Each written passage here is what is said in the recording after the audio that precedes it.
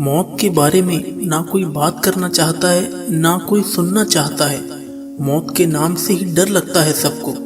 पर चाहे हम जितना डरें, जितना इससे भूलने की कोशिश करें, जितना इससे भागने की कोशिश करें, लेकिन मृत्यु जीवन का परम सत्य है। मैं आपको डराने के लिए ये बातें नहीं कह रहा हूँ, लेकिन अगर हम समझ जाएं कि एक दिन सब कुछ मिट जाएगा तो जिंदगी के सारे झगड़े ही खत्म हो जाएंगे।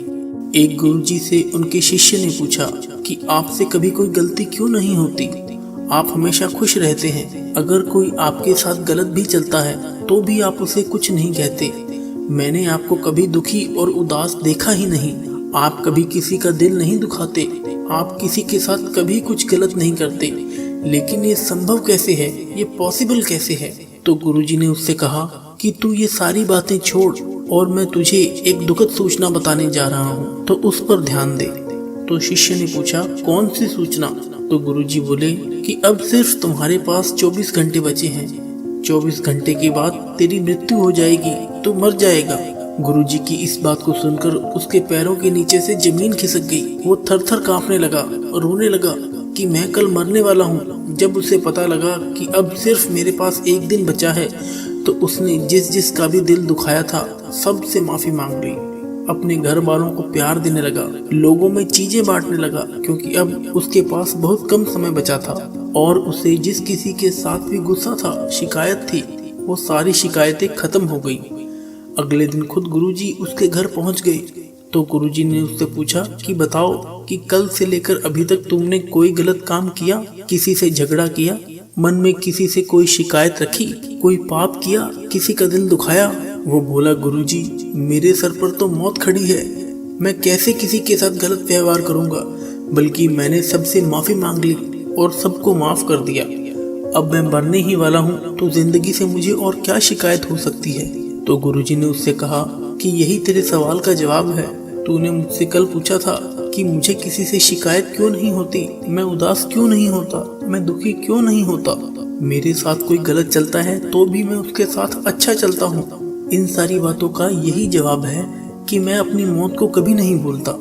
मुझे ये हमेशा याद रहता है कि मेरे पास लिमिटेड टाइम है। मैं यहाँ कुछ समय के लिए आया हूँ और एक दिन मृत्यु आ करके मुझसे मेरा जीवन और सब कुछ छीन लेगी। तो जो भी समय मेरे पास बचा है वो मैं रोने में, दुखी होने में, शिकायत करने में, लोगों के साथ गलत व्यवहार करने में क्यों खत्म करूं? जिंदगी में जो भी वक्त मेरे पास बचा है उसे मैं खुश होकर गुजारूं। मैं अपने वक्त से खुद को और लोगों को ज्यादा से ज्यादा खुशियां दे सकूं। काश हमें भी इस बात का एहसास हो जाए कि जो हमें जिंदगी मिली है वो हमेशा के लिए नहीं मिली है। जैसे हर चीज की एक एक्सपायरी डेट होती है, ऐसे ही हमारे शरीर की भी एक एक्सपायरी डेट है।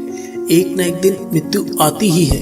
एक व्यक्ति की मौत से दोस्ती हो गई, मित्रता हो गई, तो उसने मौत से कहा कि अब तो तू मेरी दोस्त हो गई है, हम दोस्त हैं, तू मुझे मत मारना। तो मौत ने कहा, ये मेरे हाथ में नहीं है, ये प्रकृति का नियम है। जो भी इस दुनिया में आया है उसे मरना ही पड़ेगा।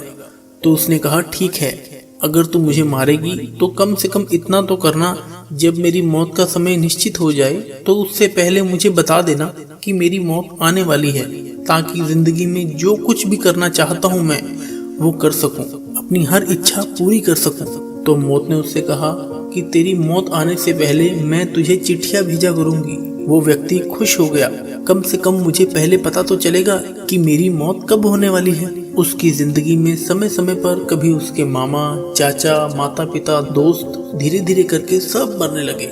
एक दिन ऐसा हुआ कि मौत उसके सामने आकर खड़ी हो गई कि अब तू भी चल, तेरा भी वक्त आ गया। वो बहुत हैरान सा रह गया कि तुमने तो कहा था कि मैं तुम्हें चिट्ठियां भेजूंगी, पर मेरे पास कोई चिट्ठी नहीं आई और तुम मुझे अचानक से लेने आ गई हो। मौत ने कहा, मैंने तुम्हें बहुत चिट्ठियां भेजी। जब शुरू शुरू में तेरे रिश्तेदार मरे, वो सारी मेरी चिट्ठियां थी कि अब तेरा नंबर भी जल्द आने वाला है। फिर तेरे दोस्त मरे, वो भी मेरी भेजी हुई चिट्ठियां ही थी तेरे लिए कि अब तेरा नंबर भी आने वाला है।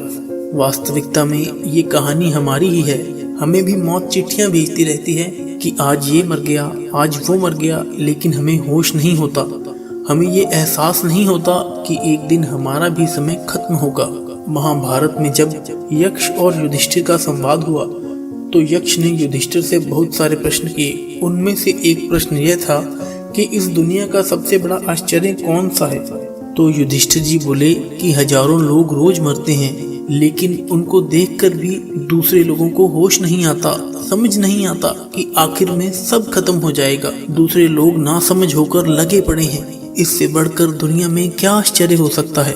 बात ये नहीं है कि मौत एक दिन आनी है, बात ये है कि क्या हम जिंदगी जी रहे हैं या हम अपनी जिंदगी ऐसे ही बर्बाद कर रहे हैं। आप गौर करके देखो अपनी जिंदगी की तरफ कि आप अपनी जिंदगी में कितना खुश रहे, कि आप अपनी जिंदगी में कितनों को खुशी दी, कितनों की जिंदगी बनाई, कितनों की मदद की, कितनों का दुख दूर किया। कहते हैं जब हम इस दुनिया में आते हैं ना तो रोते रोते आते हैं।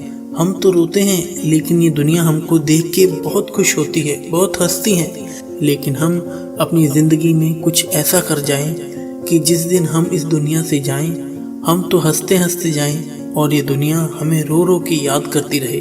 अगर हमें भी ये एहसास बना रहे, ये याद बनी रहे कि हमारे पास लिमिटेड समय है, तो किसी से क्या नाराज़गी रहेगी, किसी से क्या गुस्सा रहेगा, किसी से क्या झगड़ा रहेगा।